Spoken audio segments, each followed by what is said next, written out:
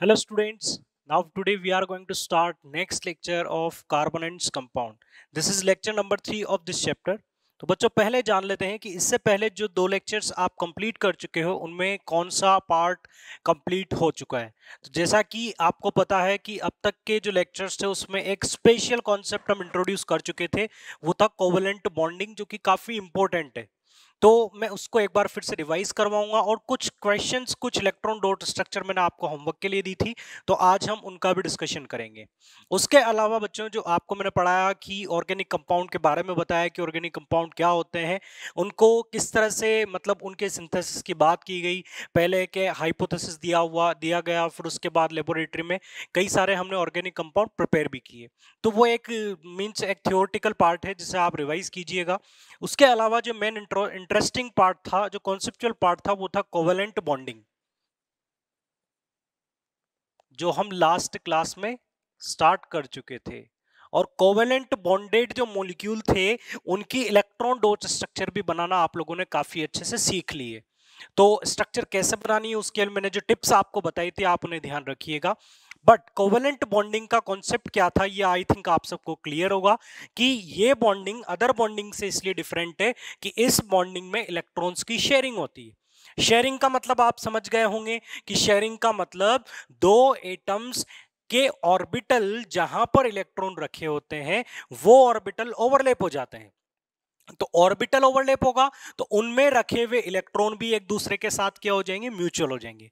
तो शेयरिंग करने का मतलब है अपने अपने पार्ट को म्यूचुअल बनाना। तो वहां पर क्या होगा, जैसे कि मैंने आपको मीथेन का एक अच्छा एग्जांपल भी बताया था कि मीथेन के अंदर एक कार्बन के पास 4 इलेक्ट्रॉन होते हैं और 4 हाइड्रोजन के साथ ये बॉन्ड बनाता है।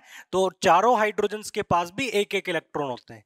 बट ऐसा नहीं होता कि यहां से कार्बन अपने इलेक्ट्रॉन निकालकर हाइड्रोजन को दे दे, ये टेंडेंसी यहां पर नहीं है। तो फिर यहां पर क्या होगा कि हाइड्रोजन अपने पास एक से दो करने के लिए हाइड्रोजन को स्टेबिलिटी कब मिलेगी, जब उसके इलेक्ट्रॉन दो हो जाएंगे। तो शेयरिंग को बच्चों आप समझिएगा, हाइड्रोजन का वो ऑर्बिटल जिसमें ये इलेक्ट्रॉन रखा है और कार्बन का वो ऑर्बिटल जिसमें ये इलेक्ट्रॉन रखा है, दोनों ओवरलैप हो जाएंगे।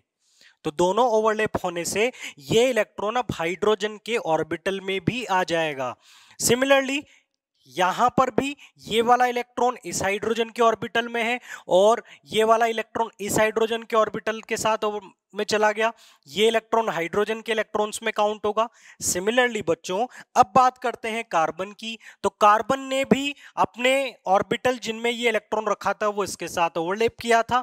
अगर आपको नहीं समझ में आता ऑर्बिटल के बारे में तो आप ऑर्बिटल पढ़ें, फिर भी ऑर्बिटल कॉन्सेप्ट पर जाने की अभी इतनी जरूरत नहीं है। आप केवल शेयरिंग को समझिए, आप केवल आप आप केवल शेयरिंग को समझिए।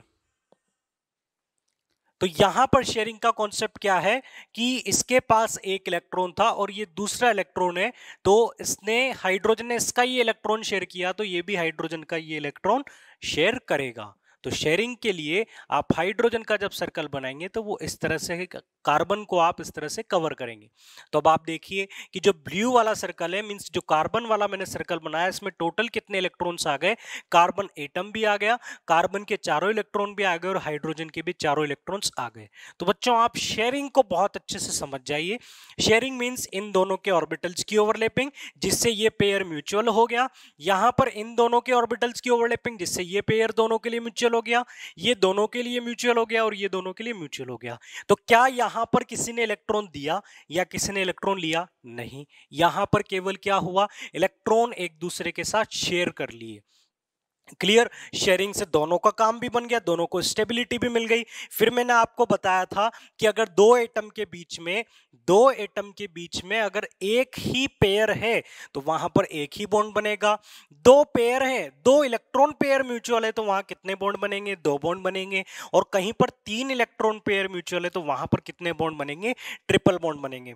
फिर मैंने आपको साथ में यह भी बताया था कि कहीं पर एक से ज्यादा पेयर अगर दो एटम के बीच में म्यूचुअल होते हैं, एक से ज्यादा पेयर अगर दो एटम के बीच में म्यूचुअल होते हैं तो उस केस में एक पेयर तो कंप्लीट बॉन्डिंग से, कंप्लीट ओवरलैपिंग से म्यूचुअल हो जाता है, बट दूसरा जो पेयर है वो कैसे म्यूचुअल होता है, पार्शियल ओवरलैपिंग से।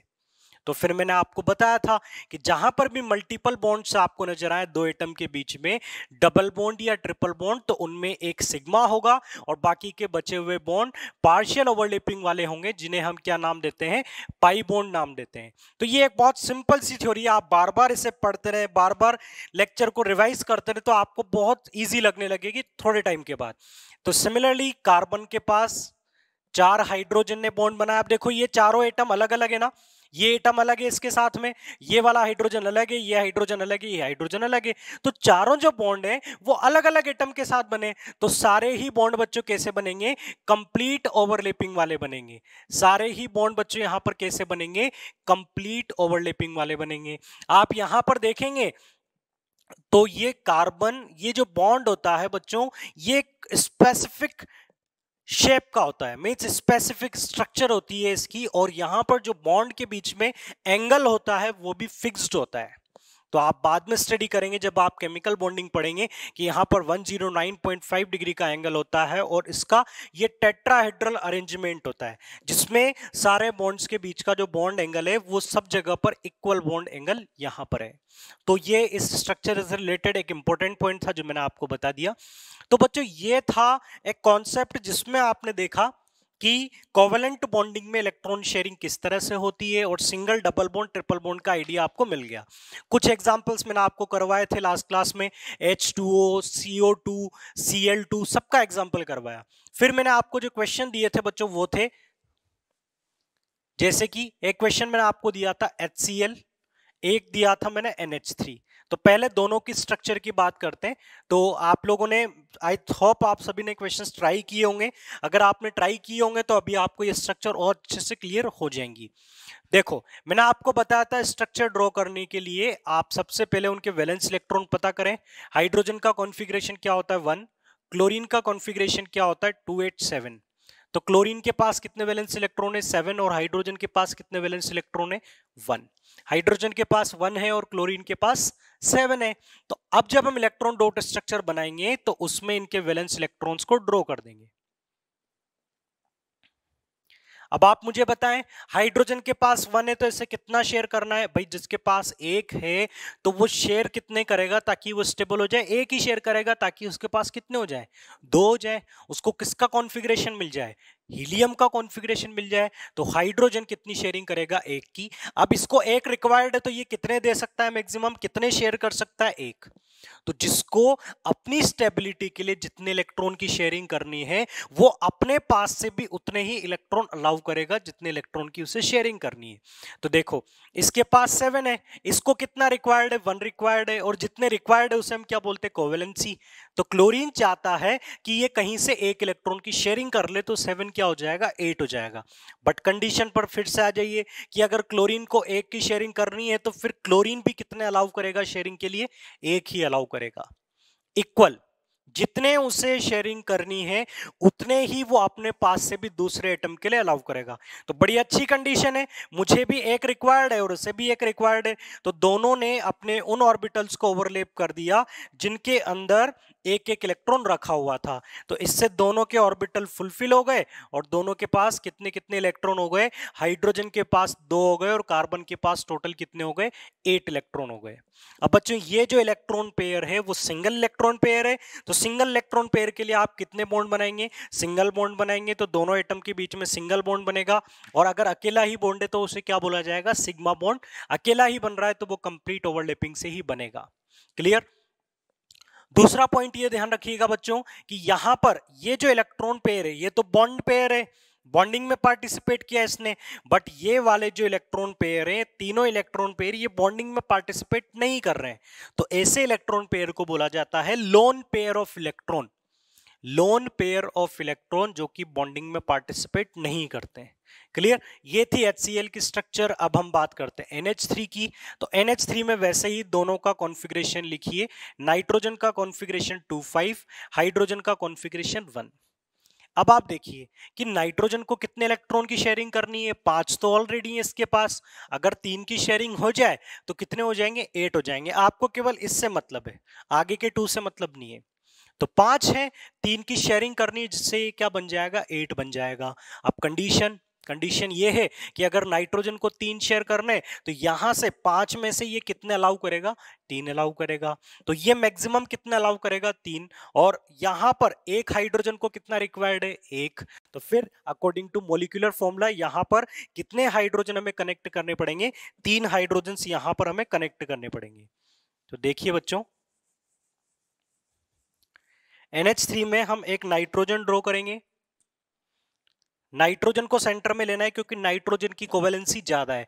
नाइट्रोजन की कोवेलेंसी 3 और हाइड्रोजन की कोवेलेंसी कितनी, 1। तो नाइट्रोजन के पास कितने इलेक्ट्रॉन बनाऊं मैं, 5 वैलेंस इलेक्ट्रॉन। अब देखो 5 वैलेंस इलेक्ट्रॉन में से मैंने तीनों इलेक्ट्रॉन इस तरह से ड्रॉ कर दिए क्योंकि मुझे पता है कि इन तीनों इलेक्ट्रॉन्स की हाइड्रोजन के साथ अलग अलग ओवरलैपिंग होगी। तो एक हाइड्रोजन यहां मान लीजिए, एक यहां पर है और एक यहां पर है। अब तीनों ओवरलैपिंग करेंगे तो तीनों हाइड्रोजन को कितने इलेक्ट्रॉन्स की शेयरिंग करनी है, एक एक की। इसने भी एक शेयर किया, इसने भी एक शेयर किया। अब नाइट्रोजन तीनों हाइड्रोजन से एक एक शेयर कर रहेगा, तो नाइट्रोजन का जो सर्कल आप बनाएंगे, सर्कल बनाने का मेथड मैंने आपको बताया था, 3 पॉइंट आपको वेरीफाई करने। उस सर्कल में वो एटम आ जाए, उसके खुद के इलेक्ट्रॉन आ जाए और वो इलेक्ट्रॉन आ जाए जो उसने शेयर किए हैं। तो यहां पर आप देखेंगे कि ये जो डॉट वाले इलेक्ट्रॉन है, जो हाइड्रोजन वाले इलेक्ट्रॉन है, इसे किसने शेयर किया, नाइट्रोजन ने। तो आप देखिए इस वाले सर्कल में नाइट्रोजन भी आ गया, नाइट्रोजन के 5 इलेक्ट्रॉन्स भी आ रहे हैं और हाइड्रोजन के तीनों इलेक्ट्रॉन्स भी आ रहे हैं। ऐसी इलेक्ट्रॉन डॉट स्ट्रक्चर आपको बनानी आनी चाहिए। तो ये अमोनिया की NH3 की इलेक्ट्रॉन डॉट स्ट्रक्चर आपने बनाई, जिसमें आपने ये देखा कि अमोनिया में एक नाइट्रोजन 3 हाइड्रोजन से बॉन्डेड होता है।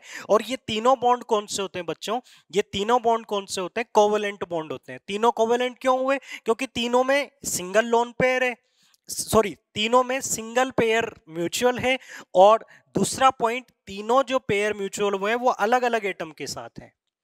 ठीक है, तो ये अलग एटम है, ये अलग है, ये अलग है, तो तीनों ही क्या होंगे, सिंगल कोवेलेंट बॉन्ड होंगे, तीनों ही सिग्मा बॉन्ड होंगे, तीनों ही बॉन्ड पेयर होंगे। और ये पेयर जो बॉन्डिंग में पार्टिसिपेट नहीं कर रहा, इसे हम क्या बोलेंगे, लोन पेयर बोलेंगे। तो ये थी अमोनिया की स्ट्रक्चर। इसके अलावा जो मैंने दूसरे मॉलिक्यूल्स आपको दिए थे वो थे CH3COOH, बेंजीन, C6H6 और S8 और C2H6 इथेन। तो इनकी भी इलेक्ट्रॉन डॉट स्ट्रक्चर ड्रॉ करते हैं, आप फिर से वेरीफाई कीजिएगा। तो थोड़ा स्पीड के साथ अब हम देखते हैं C2H6 इथेन की इलेक्ट्रॉन डॉट स्ट्रक्चर। अब देखो, अब तक कोई प्रॉब्लम नहीं थी क्योंकि अब तक जितनी स्ट्रक्चर्स हमने देखी उनके अंदर नंबर ऑफ एटम्स, अब तक जो स्ट्रक्चर्स आपने देखी उनके अंदर नंबर ऑफ एटम्स बच्चों क्या थे, कम थे। 2 एटम थे, 3 एटम थे या 4 एटम थे।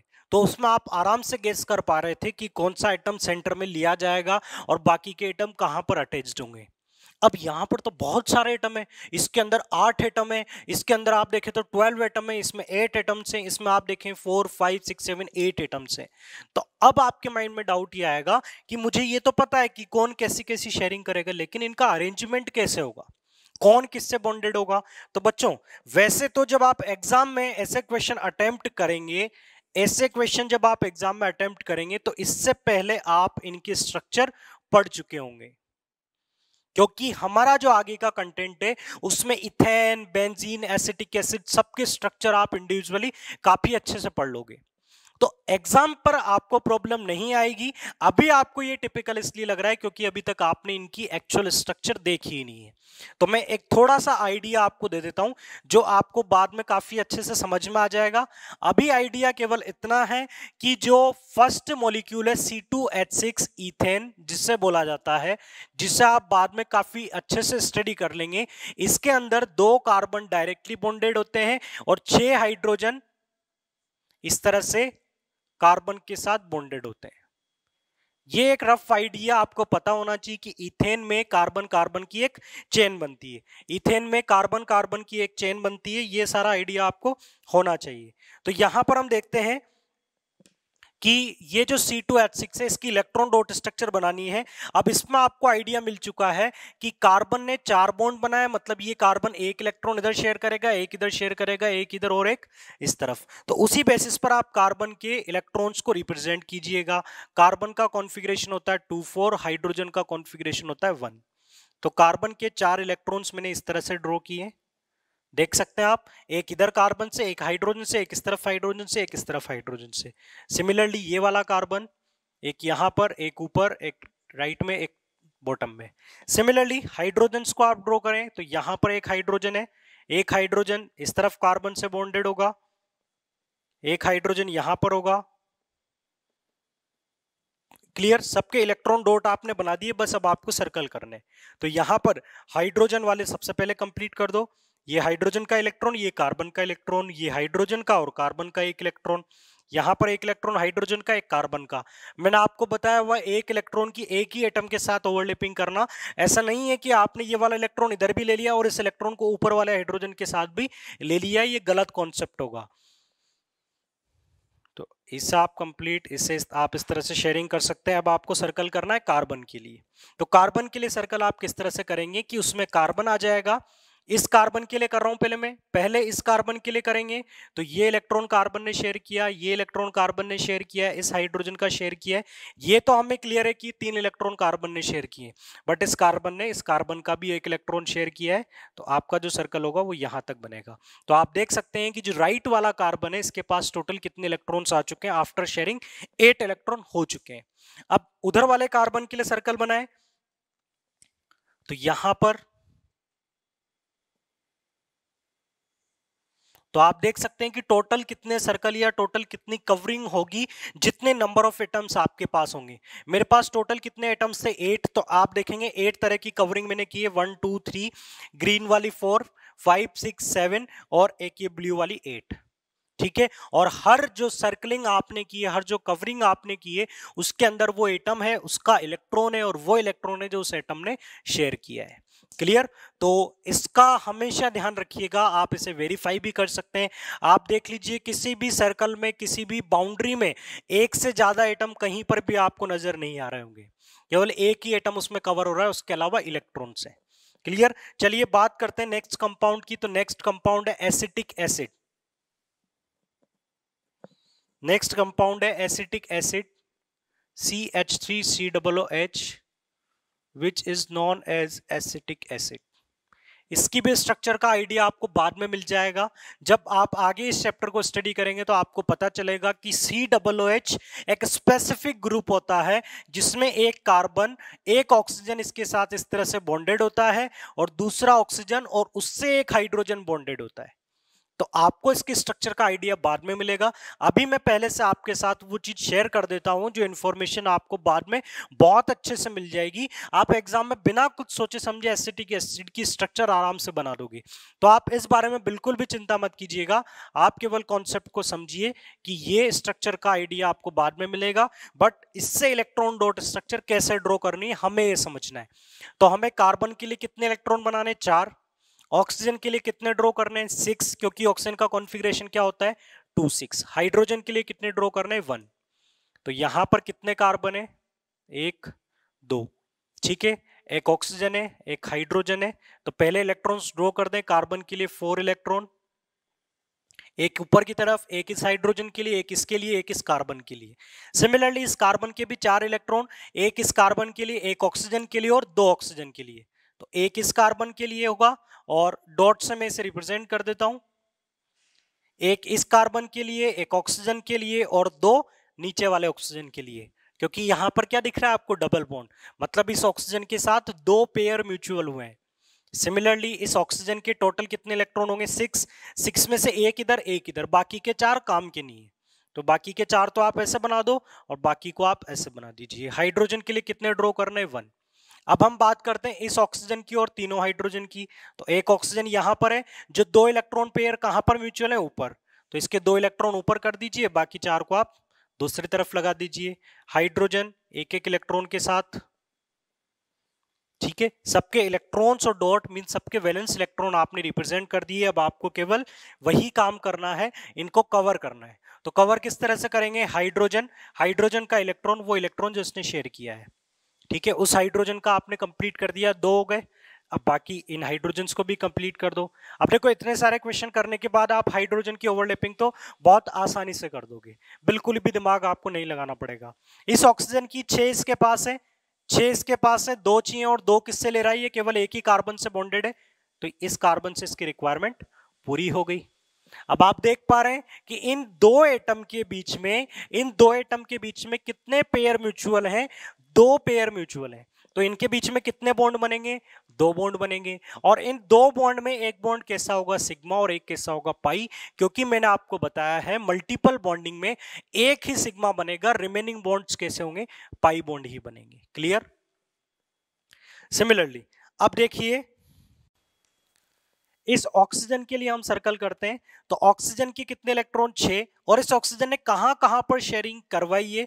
एक तो इधर हाइड्रोजन के साथ शेयरिंग की है, और एक इस तरफ कार्बन के साथ शेयरिंग की है। तो इसका जो सर्कल बनाऊंगा वो इस तरह से होगा, इसमें ये दोनों इलेक्ट्रॉन और ऑक्सीजन के इलेक्ट्रॉन और ऑक्सीजन इंक्लूड होगा। सिमिलरली इस कार्बन के लिए आप सर्कल करें, तो इस कार्बन ने 3 हाइड्रोजन के साथ सिंगल बॉन्ड बनाया हुआ है, तो तीनों हाइड्रोजन से एक एक इलेक्ट्रॉन ले लो। एक बॉन्ड कार्बन से बनाया है, तो एक इलेक्ट्रॉन कहां से ले लो? कार्बन से कवर कर लो। क्लियर? अब एक ही कार्बन की सर्कल, एक ही कार्बन का आपको यहां पर कवरिंग करनी है। तो जो बचा हुआ कार्बन है उसने कहां कहां बॉन्ड बनाया? 2 बॉन्ड नीचे, एक इस तरफ एक इस तरफ, मतलब 2 इलेक्ट्रॉन नीचे से लेने, एक इधर से कवर करना है, एक इधर से कवर करना है। तो एक तो लेफ्ट से, 2 नीचे से, और एक राइट से। क्लियर? ये एसिटिक एसिड की स्ट्रक्चर होगी, और इसमें आप देख सकते हैं कि कहां कहां पर सिंगल बॉन्ड आपको नजर आ रहे हैं। तो सिंगल बॉन्ड बच्चों आपको ये एक एटम के साथ सिंगल बॉन्ड है, यहां पर सिंगल बॉन्ड है, ये सिंगल बॉन्ड है, ये सिंगल बॉन्ड है, ये सिंगल बॉन्ड है, और ये भी सिंगल बॉन्ड है। बट यहां पर डबल बॉन्ड आपको नजर आया, और आपको मैंने बताया हुआ है कि जहां पर भी आपको डबल बॉन्ड नजर आए वहां पर एक बॉन्ड सिग्मा होगा और एक कैसा होगा? पाई बॉन्ड होगा। क्लियर? तो आपसे पूछा जाए एसिटिक एसिड में टोटल कितने कोवेलेंट बॉन्ड होंगे, तो टोटल बॉन्ड्स कितने बच्चों? 1 2 3 4 5 6 7 8। टोटल कितने बॉन्ड्स हैं? 8 बॉन्ड्स हैं, और 8 में से यहां पर 7 सिग्मा बॉन्ड है और एक पाई बॉन्ड है। टोटल 8 कोवेलेंट बॉन्ड है, and out of 8 total 7 sigma bond है, और एक बॉन्ड कैसा है बच्चों? पाई बॉन्ड है।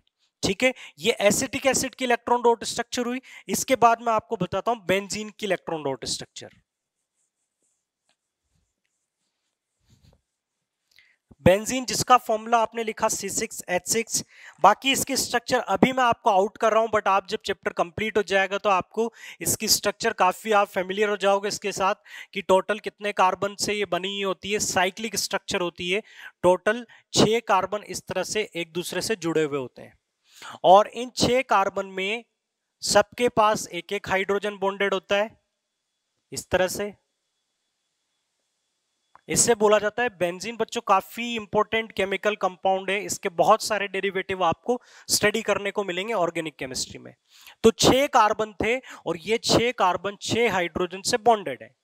अब बात करते हैं कि इनके अंदर आप देखोगे कि एक कार्बन जो है वो डबल बॉन्ड बनाएगा, फिर इनके बीच में कोई बॉन्ड नहीं होगा, फिर डबल बॉन्ड होगा, फिर डबल बॉन्ड होगा।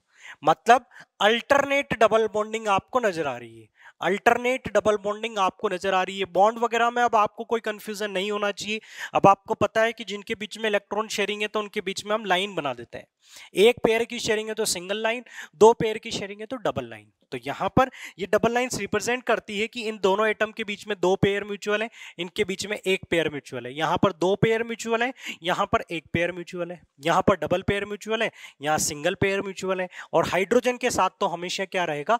सिंगल बॉन्ड ही बनेगा, सिंगल पेयर ही म्यूचुअल होगा। अब इसकी इलेक्ट्रॉन डॉट स्ट्रक्चर बनाइए।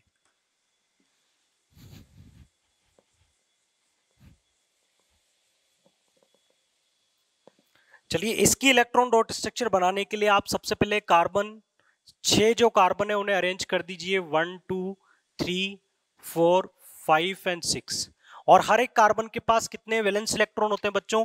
कार्बन का कॉन्फ़िगरेशन 2 4, तो 4 वैलेंस इलेक्ट्रॉन आप सबके ड्रॉ करें। अब 4 इलेक्ट्रॉन कैसे ड्रॉ करूंगा ये देखिएगा बच्चों ध्यान से। एक में इस कार्बन की तरफ ड्रॉ कर दूंगा क्योंकि सिंगल बॉन्ड बना रहा है, एक हाइड्रोजन की तरफ ड्रॉ कर दूंगा क्योंकि सिंगल बॉन्ड बना रहा है, और 2 किस तरफ ड्रॉ कर दूंगा? इस कार्बन की तरफ। तो इस पैटर्न को समझिएगा, एक इस तरफ, एक ऊपर, और 2 इस तरफ। क्लियर? अब बाकी कार्बन में भी आप इसी तरह 4-4 इलेक्ट्रॉन को बनाइए। इस कार्बन ने इधर बनाया डबल बॉन्ड, ठीक है, इधर बनाया सिंगल बॉन्ड और इधर बनाया सिंगल बॉन्ड। इस कार्बन ने यहां सिंगल बॉन्ड बनाया, यहां डबल बनाया और यहां पर सिंगल बनाया। इस वाले कार्बन ने इस तरफ कितना बनाया? डबल, इस तरफ सिंगल और यहां पर सिंगल। इसने इस तरफ सिंगल बनाया और इस तरफ डबल बनाया और इस तरफ सिंगल बनाया। इसने इस तरफ डबल, इस तरफ सिंगल, इस तरफ सिंगल। इस तरफ का मतलब कि ये इस कार्बन से डबल बॉन्ड बनाएगा और ये कार्बन हाइड्रोजन के साथ सिंगल बॉन्ड बनाएगा। तो अगर आप पहले से ही इलेक्ट्रॉन डॉट को अगर सही डायरेक्शन में रखेंगे तो स्ट्रक्चर थोड़ी अच्छी बनेगी, अदरवाइज स्ट्रक्चर बहुत कॉम्प्लिकेटेड सी बनेगी। अब आप हाइड्रोजन को ड्रॉ कीजिए, सबके पास एक एक हाइड्रोजन, जिसके पास एक एक इलेक्ट्रॉन। तो सबसे पहले तो जो आपको सबसे ज्यादा पसंद है उसका हम कवरिंग करते हैं हाइड्रोजन की, जो कि बहुत आसान होता है। तो हाइड्रोजन के लिए आप हाइड्रोजन और कार्बन का एक एक इलेक्ट्रॉन इस तरह से, ये हाइड्रोजन की स्टेबिलिटी तो आपने रिप्रेजेंट कर दी कि हाइड्रोजन के पास कितने इलेक्ट्रॉन हो गए, दो दो, हाइड्रोजन स्टेबल हो गया। अब बात करते हैं कार्बन की। तो कार्बन कहां कहां से इलेक्ट्रॉन लेगा, लेफ्ट कार्बन से, राइट कार्बन से और हाइड्रोजन से। तो सबसे इलेक्ट्रॉन्स दिला दो। यहां से ऊपर वाले कार्बन से ले, ऊपर वाले हाइड्रोजन से लेगा एक, यहां से लेगा एक, यहां से दो और यहां से एक। तो आप देख सकते हैं कि ये वाला जो मैंने कवरिंग की है, इसमें कार्बन भी आ गया, कार्बन के चारों इलेक्ट्रॉन, और वो दो इलेक्ट्रॉन जो इस तरफ शेयर हुए हैं, एक इलेक्ट्रॉन इस तरफ और एक इलेक्ट्रॉन इस तरफ से इसने शेयर कर लिया। अब सेकेंड कार्बन के लिए देखते हैं। तो बच्चों अब आप ड्रॉ कीजिएगा इस वाले कार्बन के लिए। इस कार्बन के लिए जब हम ड्रॉ करेंगे तो एक तो हाइड्रोजन का होगा, दो इस तरफ होंगे और एक इस तरफ से लेना है। पहले आप ये चीज कंफर्म कर ले कि कहां कहां से आपको इलेक्ट्रॉन्स लेने हैं, क्योंकि एक इस तरफ शेयर किया है तो एक इधर से, दो इधर शेयर कर रहा है तो दो यहां से, एक इस तरफ शेयर कर रहा है तो एक यहां से। तो इस तरह से आप क्लियर, ये सेकंड कार्बन कंप्लीट हुआ। अब थर्ड कार्बन की बात करते हैं। तो इस कार्बन ने एक हाइड्रोजन के साथ शेयर किया, दो इस तरफ शेयर किए, एक ऊपर शेयर किया। तो एक तो आप ऊपर से ले लें, दो आप एक यहां से ले लें, दो यहां से ले लें, और ये कंप्लीट हो गया। क्लियर। अब नेक्स्ट कार्बन को देखें। तो नेक्स्ट सब में अब सेम पैटर्न चलेगा बच्चों, दो यहां से, एक यहां से, एक यहां से।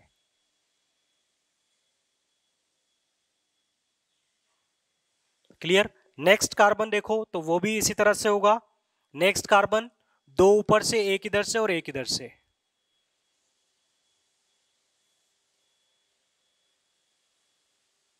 अब एक कार्बन बच चुका है, तो एक कार्बन के लिए आप केवल स्टेप बाय स्टेप चलिएगा, अदरवाइज कंफ्यूजन बढ़ जाएगा। इस कार्बन ने दो इधर से करने, एक इधर से करना है, एक हाइड्रोजन से करना है।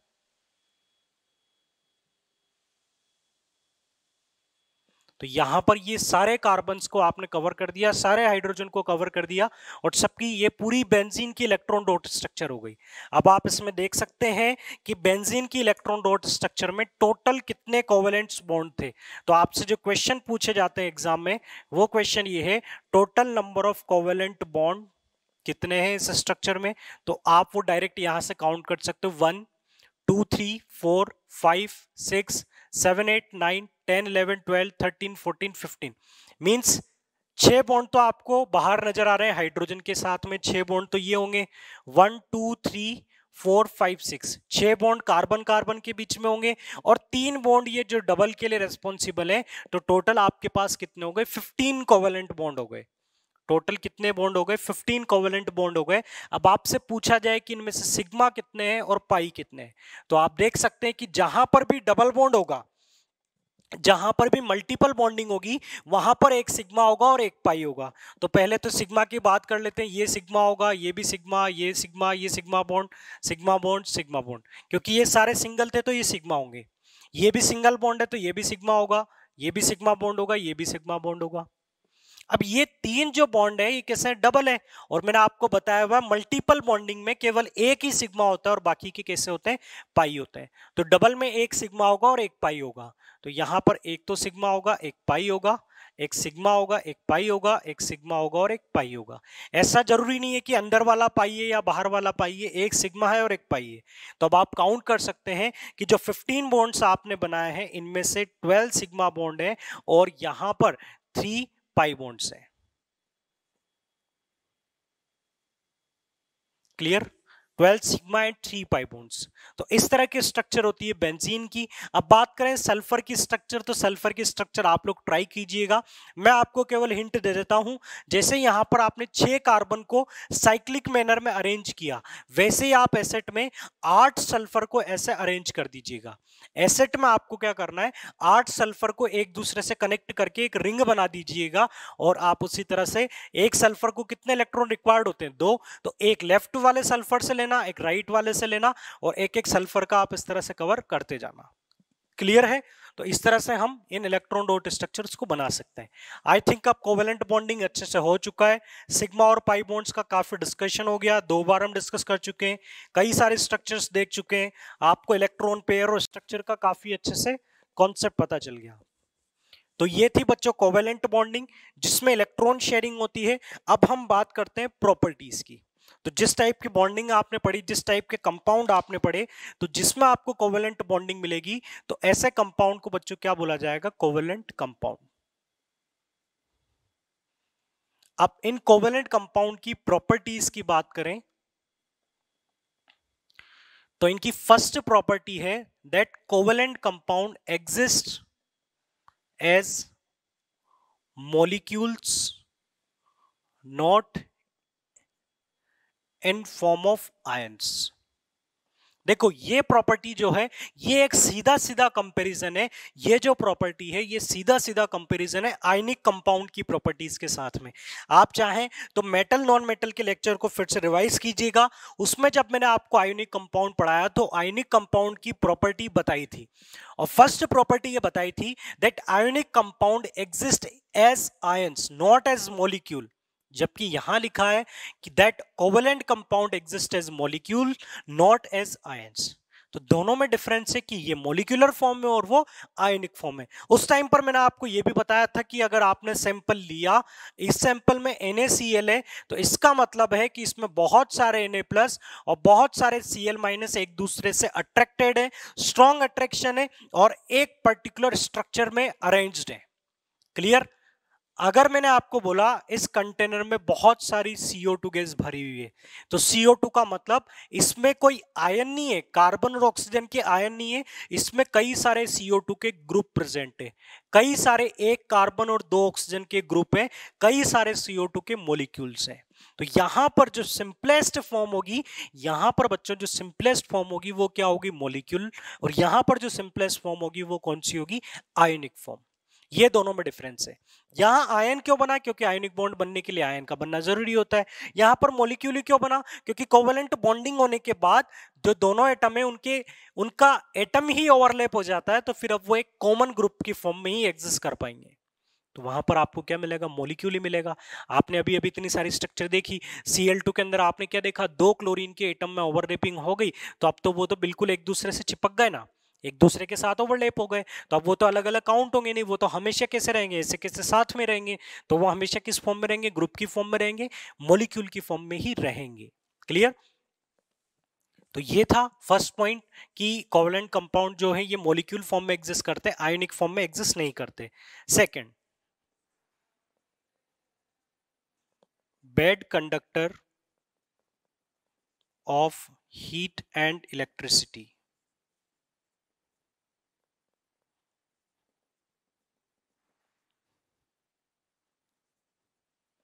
due to absence of free electron और ions। देखो, आपको अब मैं हर पॉइंट को आयनिक कंपाउंड की प्रॉपर्टी के साथ कंपेयर करूंगा, और जब मैंने आयनिक कंपाउंड प्रॉपर्टीज बताई थी तो आपको बोला था कि कोवेलेंट तक आप इन प्रॉपर्टीज को याद रखिएगा ताकि आप इन्हें आराम से कंपेयर कर सकें। तो आपने आयनिक कंपाउंड की एक प्रॉपर्टी देखी थी कि जैसे NaCl है, तो NaCl में आयन तो है Na+ और Cl-, बट ये एक दूसरे से स्ट्रांगली अट्रैक्ट है, ये फिक्स्ड पोजीशन पर प्रेजेंट है। तो क्या अगर मैं सॉलिड NaCl लूंगा तो इलेक्ट्रिसिटी को कंडक्ट नहीं करेगा, क्योंकि आयंस हैं, बट ये आयंस मूवेबल नहीं है, ये आयंस फ्री नहीं है। लेकिन आपको ये बताया था कि अगर आप इसे लिक्विड स्टेट में ले लें या आप इसे वाटर में डिसॉल्व कर लें, तो इन दोनों केसेस में इनके जो Na+ है और Cl- है, इनमें जो अट्रैक्शन है वो वीक हो जाते हैं, और ये दोनों आयन सब कैसे हो जाते हैं, मूवेबल हो जाते हैं, फ्री हो जाते हैं। तो इस केस में ये इलेक्ट्रिसिटी कंडक्ट कर पाएगा। तो सोडियम क्लोराइड लिक्विड फॉर्म में या एक्वस फॉर्म में इलेक्ट्रिसिटी कंडक्ट कर सकता है, बट आयोनिक कंपाउंड किसी भी फॉर्म में इलेक्ट्रिसिटी कंडक्ट नहीं कर पाएंगे क्योंकि इनके पास फ्री इलेक्ट्रॉन्स की अवेलेबिलिटी नहीं होती है। कोवेलेंट कंपाउंड इलेक्ट्रिसिटी कंडक्ट नहीं कर पाएंगे बिकॉज इनके पास फ्री इलेक्ट्रॉन या आयंस की अवेलेबिलिटी नहीं होती है।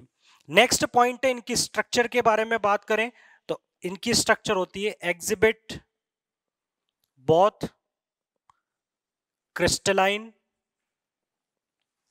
And non crystalline structure. देखो इसका क्या मतलब हुआ, आपको मैं आयनिक कंपाउंड में बता ही चुका था कि क्रिस्टलाइन का मतलब क्या होता है। जैसे कि NaCl की स्ट्रक्चर हमने देखी थी कि NaCl में कई सारे Na+ और कई सारे Cl- एक फिक्स्ड पोजीशन पर होते हैं, एक रेगुलर अरेंजमेंट को फॉलो करते हैं। तो कोवेलेंट कंपाउंड में कई सारे ऐसे कोवेलेंट मॉलिक्यूल होते हैं जिनके अंदर अरेंजमेंट कैसा होता है, फिक्स्ड होता है, और कुछ ऐसे मॉलिक्यूल्स भी होते हैं जिनके अंदर अरेंजमेंट फिक्स नहीं होता। मींस आपको कोवेलेंट कंपाउंड में दोनों टाइप के स्ट्रक्चर्स मिलेंगी, कुछ आपको क्रिस्टलाइन फॉर्म में मिलेंगे और कुछ आपको कैसे मिलेंगे, नॉन क्रिस्टलाइन फॉर्म में। क्लियर। नेक्स्ट पॉइंट है मेल्टिंग पॉइंट और बॉइलिंग पॉइंट। तो मेल्टिंग पॉइंट और बॉइलिंग पॉइंट में पहले हम बात कर लेते हैं आयोनिक कंपाउंड की। तो आयोनिक कंपाउंड के मेल्टिंग पॉइंट और बॉइलिंग पॉइंट कम थे या ज्यादा थे, बहुत ज्यादा थे। क्यों थे, क्योंकि आयोनिक कंपाउंड के कंस्टिट्यूएंट कौन थे, आयन, और उनके बीच में लगने वाला जो इंटर पार्टिकल फोर्स था, जो इंटर पार्टिकल अट्रैक्शन था, वो कैसा था, स्ट्रॉन्ग इलेक्ट्रोस्टैटिक अट्रैक्शन था। इसलिए वहां पर हमें ज्यादा हीट की रिक्वायरमेंट होगी, उनका melting point boiling point high होगा। बट यहां पर मेल्टिंग पॉइंट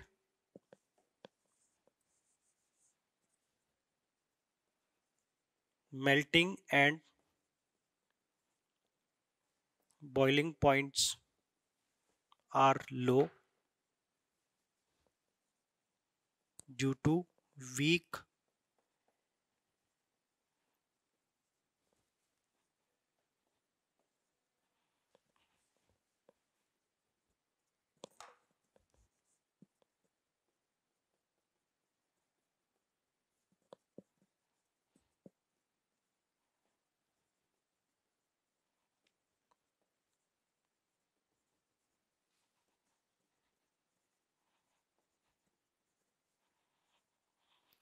तो बच्चों इसको आप इस तरह से समझो कि ये बहुत, इस कंटेनर में NaCl रखा हुआ है। NaCl का मतलब है Na+ Cl-, Na+ Cl-, इनके बीच में एक स्ट्रॉन्ग अट्रैक्शन वर्क कर रहा है। हमें अगर इसे मेल्ट करना है तो हमें इनके अट्रैक्शन को क्या करना पड़ेगा, वीक करना पड़ेगा, इस अट्रैक्शन से लड़ना पड़ेगा जो कि स्ट्रॉन्ग है। तो स्ट्रॉन्ग अट्रैक्शन को अगर आपको फेस करना है तो आपको वहां पर ज्यादा टेम्परेचर देना पड़ेगा, ज्यादा हीट देनी पड़ेगी। अब मैं बात करता हूं किसी कोवेलेंटली बॉन्डेड मॉलिक्यूल की। तो कोवेलेंटली बॉन्डेड मॉलिक्यूल में अगर हम बात करें CO2 की, तो एक CO2 दूसरा CO2, इनके कंस्टिट्यूएंट कौन होंगे, मॉलिक्यूल। उसके कंस्टिट्यूएंट पार्टिकल कौन थे, आयन। इसके कंस्टिट्यूएंट पार्टिकल कौन होंगे, मॉलिक्यूल्स होंगे। और इन मॉलिक्यूल के बीच का जो अट्रैक्शन है इस पर डिपेंड करता है कि इनका melting point boiling point high होगा या लो होगा। देखो इसमें कार्बन और ऑक्सीजन को अलग नहीं करना। मेल्टिंग बॉइलिंग का मतलब कार्बन और ऑक्सीजन को सेपरेट करना नहीं है। मेल्टिंग और बॉइलिंग का मतलब है एक मॉलिक्यूल से दूसरे मॉलिक्यूल को सेपरेट करना।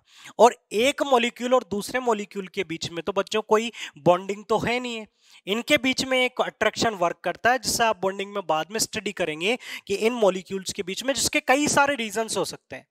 इस अट्रैक्शन के कई सारे रीजंस होते हैं, आप बाद में स्टडी करेंगे, डाइपोल डाइपोल या डाइपोल इंड्यूस्ड डाइपोल, वो थ्योरी अलग है, उसमें हम नहीं जाएंगे। हम बस केवल इतना बात करते हैं कि इनके बीच में जो फोर्स ऑफ अट्रैक्शन डिफाइन होता है उससे हम बोलते हैं वान डर वाल फोर्स ऑफ अट्रैक्शन, जो कि काफी वीक होता है। तो इनके बीच में वर्क करने वाला फोर्स कौन सा है बच्चों, वीक वान डर वाल फोर्स होता है। इसलिए आप थोड़ा सा टेम्परेचर लगाते हो और ये आसानी से एक दूसरे से अपार्ट हो जाते हैं, एक दूसरे से दूर हो जाते हैं।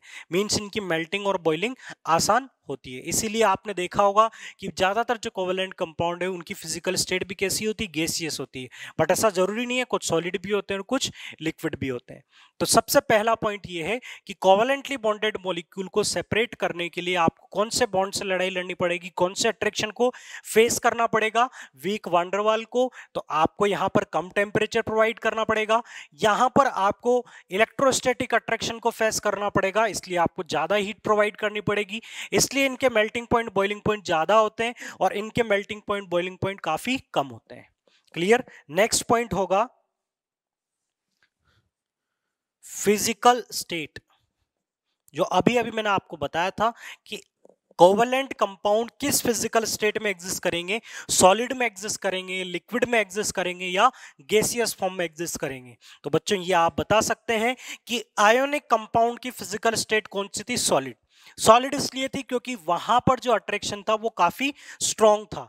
यहां पर कई बार अट्रैक्शन थोड़ा ज्यादा होता है कुछ केसेस में, क्योंकि वांडर वाल है जिसके डिफाइन करने की कई सारी डेफिनेशन है, कई सारी कंडीशन है। तो कुछ कंडीशन में ज्यादा भी होता है, कुछ में कम होता है और कुछ में बहुत कम होता है। तो इसलिए यहां पर जो फिजिकल स्टेट्स आपको मिलेंगी, कुछ कोवेलेंट कंपाउंड सॉलिड फॉर्म में भी मिलेंगे, कुछ लिक्विड्स में भी मिलते हैं आपको, और कुछ गैस स्टेट में भी मिलेंगे। तीनों स्टेट्स पॉसिबल है। तो बच्चों ये थी कोवेलेंट कंपाउंड की प्रॉपर्टीज। अब आपका पूरी तरह से covalent compound, covalent bonding complete हो चुका है कि कार्बन के कंपाउंड्स में, मींस कार्बन जहां पर बॉन्ड बनाएगा वो कौन सा बॉन्ड बनाएगा, कोवेलेंट बॉन्ड बनाएगा, जो कि इलेक्ट्रॉन शेयरिंग से बनता है। और बनने वाले कंपाउंड में ये प्रॉपर्टीज आपको देखने को मिलेंगी। इसके बाद एक प्रॉपर्टी जो हमारे यहाँ पर मिस हो गई है वो है सॉल्युबिलिटी, जो कि इंपॉर्टेंट प्रॉपर्टी है, जिसका डिस्कशन हमने आयोनिक कंपाउंड में भी काफी ज्यादा किया था कि कोवेलेंट कंपाउंड किसमें सॉल्युबल होंगे। तो आप यहां पर लिख सकते हैं like dissolves like that non polar covalent compounds are soluble in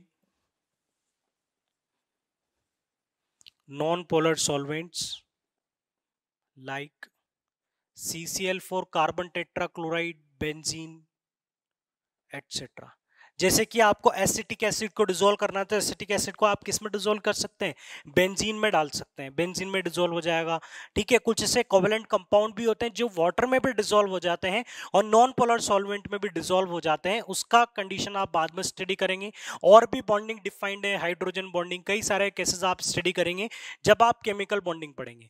तो बच्चों ये एक प्रॉपर्टी थी, like dissolves like means non polar covalent compound किस में डिसॉल्व होगा, नॉन पोलर सॉल्वेंट्स में। ये कुछ 2-3 एग्जांपल है, ईथर है, बेंजीन है, कार्बन टेट्राक्लोराइड है, इन्हें आपको याद रखना है, इन्हीं में ये डिसॉल्व होते हैं। तो ये कोवेलेंट कंपाउंड की प्रॉपर्टीज थी। अब आपको कंक्लूजन ये रखना है कि आप केवल इतना याद रखें कि कार्बन जो बॉन्ड बनाएगा वो इलेक्ट्रॉन शेयरिंग से बनाएगा। कार्बन एक इलेक्ट्रॉन, कार्बन के पास कितने वैलेंस इलेक्ट्रॉन है बच्चों, 4। कार्बन के पास कितने वैलेंस इलेक्ट्रॉन है, 4। तो ये अपना एक इलेक्ट्रॉन पेयर भी, एक इलेक्ट्रॉन भी किसके साथ शेयर कर सकता है, 2 भी शेयर कर सकता है, 3 भी शेयर कर सकता है और जरूरत पड़ने पर 4 भी शेयर कर सकता है। इसमें एक इंपॉर्टेंट पॉइंट ये ध्यान रखिएगा, कार्बन के पास मैंने बताया कितने इलेक्ट्रॉन है, 4। तो अपने 4 इलेक्ट्रॉन में से कार्बन के पास मान लो 3 अलग अलग कंडीशन हम लेते हैं।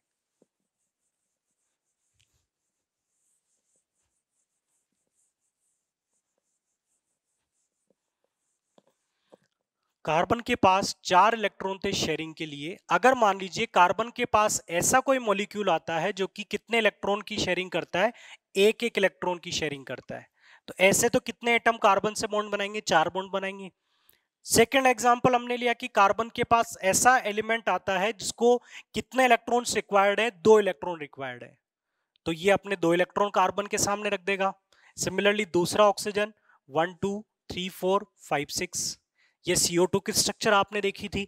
तो इसमें आपने क्या देखा था कि कार्बन सिंगल बॉन्ड बना रहा है, इसमें आपने देखा था कार्बन दूसरे एटम के साथ क्या बना रहा है, डबल बॉन्ड बना रहा है। नेक्स्ट केस हम ले लें कि कार्बन के सामने एक नाइट्रोजन आ गया। नाइट्रोजन के पास कितने इलेक्ट्रॉन होते हैं, 5, बट शेयरिंग कितनी करनी है, 3 की, तो 3 की शेयरिंग की। इस तरफ कार्बन के पास कितने, मान लीजिए इधर से ये एक इलेक्ट्रॉन किसके साथ शेयर हो गया, हाइड्रोजन के साथ। क्लियर। इधर कार्बन कितने शेयर करेगा, 3, क्योंकि नाइट्रोजन को कितने रिक्वायर्ड थे, 3। और ये स्ट्रक्चर हमने देखी HCN की। बच्चों इनमें एक बहुत अच्छा लॉजिक सामने आ जाएगा, एक अच्छा कॉन्सेप्ट हम देखने जा रहे हैं। ये है CH4, ये है CO2 और ये है HCN। अब एक मॉलिक्यूल मैं आपके सामने लेता हूं जो कि है कार्बन और कार्बन से बॉन्डेड, कार्बन और कार्बन से बॉन्डेड, इसके पास भी 4 इलेक्ट्रॉन है, इसके पास भी 4 इलेक्ट्रॉन है। क्या ये कंडीशन पॉसिबल है क्या कि ये अपने 4 इलेक्ट्रॉन इसके सामने कर दे, ये अपने 4 इलेक्ट्रॉन इसके सामने कर दे, ये अपने 4 इलेक्ट्रॉन इधर शेयर कर लेगा और वो भी अपने 4 इलेक्ट्रॉन इस तरफ शेयर कर लेगा। और दोनों के बीच में कितने बॉन्ड बन जाएंगे, 4 बॉन्ड बन जाएंगे, और ये 2 कार्बन का एक मॉलिक्यूल बन जाएगा। बट बच्चों हमेशा ध्यान रखिएगा कि मैक्सिमम कितने बॉन्ड बन सकते हैं दो एटम के बीच में, 3 ही बॉन्ड बन सकते हैं, 4 बॉन्डिंग या 4 ओवरलैपिंग पॉसिबल नहीं होती है, क्योंकि मैक्सिमम कितने वैलेंस इलेक्ट्रॉन पार्टिसिपेट कर सकते हैं, 4, और 4 में से एक एटम के साथ मैक्सिमम कितने ओवरलैप हो सकते हैं, 3। तो देखो इसमें एक कार्बन ने सिंगल बॉन्ड बनाया था, इसने कार्बन ने डबल बॉन्ड बनाया था, इसमें कार्बन ट्रिपल बॉन्ड बना रहा है, बट कार्बन किसी एटम के साथ या खुद कार्बन के साथ भी 4 बॉन्ड नहीं बना पाएगा। 4 बॉन्ड इसलिए नहीं बना पाएगा क्योंकि आपने अगर कार्बन के इन 4 बॉन्ड की 4 ऑर्बिटल की अगर डायरेक्शन देखी हो, तो मैंने आपको लास्ट क्लास में बताया था कि ये एक टेट्राहेड्रल अरेंजमेंट होता है इस तरह से, जो 4 ऑर्बिटल होते हैं कार्बन के वो एक पर्टिकुलर डायरेक्शन में ओरिएंटेड होते हैं, सारे ऑर्बिटल्स एक पर्टिकुलर डायरेक्शन में ओरिएंटेड होते हैं। तो ये मैक्सिमम एक ओवरलैपिंग कर लेगा, एक ऑर्बिटल की डायरेक्शन बिल्कुल अपोजिट में होती है। देखिए बच्चों आप इस वाले मार्कर को देखिए, बिल्कुल किस तरफ है, अपोजिट डायरेक्शन में।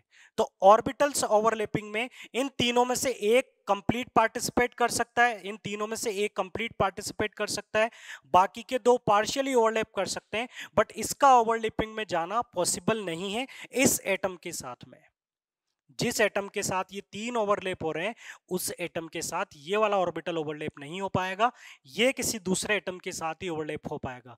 बस आप केवल इसका रीजन इतना समझिए कि कार्बन के ऑर्बिटल्स का 3D अरेंजमेंट इसके लिए रेस्पॉन्सिबल है कि कार्बन मैक्सिमम 4 बॉन्ड नहीं बना सकता, मैक्सिमम कितने बॉन्ड बनाता है, 3 बॉन्ड बनाता है। तो आपसे एग्जाम में पूछा जाए कि 4 बॉन्ड क्यों नहीं बनते हैं, तो आपका आंसर क्या होगा कि इसकी स्ट्रक्चर इस तरह की होती है, कार्बन के ऑर्बिटल्स का अरेंजमेंट 3D अरेंजमेंट ऐसा होता है कि एक ऑर्बिटल का मींस चारों ही ऑर्बिटल का सेम एटम के साथ ओवरलैप होना पॉसिबल नहीं होता है। मैक्सिमम कितने ओवरलैप हो सकते हैं, 3। तो आप यहां पर देखेंगे, इसके अंदर तो हम देख ही चुके हैं, ये स्ट्रक्चर भी आप देख चुके हो कि यहां पर 2 डबल बॉन्ड बनेंगे, यहां पर आप देखेंगे तो H C और इस तरफ कितने बॉन्ड बनेंगे, ट्रिपल बॉन्ड बनेंगे। तो ट्रिपल बॉन्ड का ये एक केस आपको मैंने यहां पर बता भी दिया, 3 पेयर है तो ये ट्रिपल बॉन्ड है, और ट्रिपल बॉन्ड जहां पर आ जाएगा वहां 1 सिग्मा और 2 पाई बॉन्ड होंगे। क्लियर? तो ये सारी चीजें हमने पहले भी देखी थी, आज एक बार फिर देख चुके हैं। अगर हम कार्बन कार्बन के कंपाउंड पढ़ेंगे तो कार्बन एक कार्बन के साथ सिंगल बॉन्ड भी बनाएगा, डबल भी बनाएगा और ट्रिपल बॉन्ड भी बनाएगा। सारे केसेस है बट 4 बॉन्ड नहीं बन पाएंगे। तो ये एक क्वेश्चन वाला पार्ट मैंने आपको क्लियर किया। सो स्टूडेंट्स अब हम नेक्स्ट लेक्चर में इन सारी थ्योरी के बेसिस पर कार्बन के स्पेसिफिक नेचर की, कार्बन की वर्सेटाइल नेचर की बात करेंगे। ठीक है? So students thank you for watching this lecture.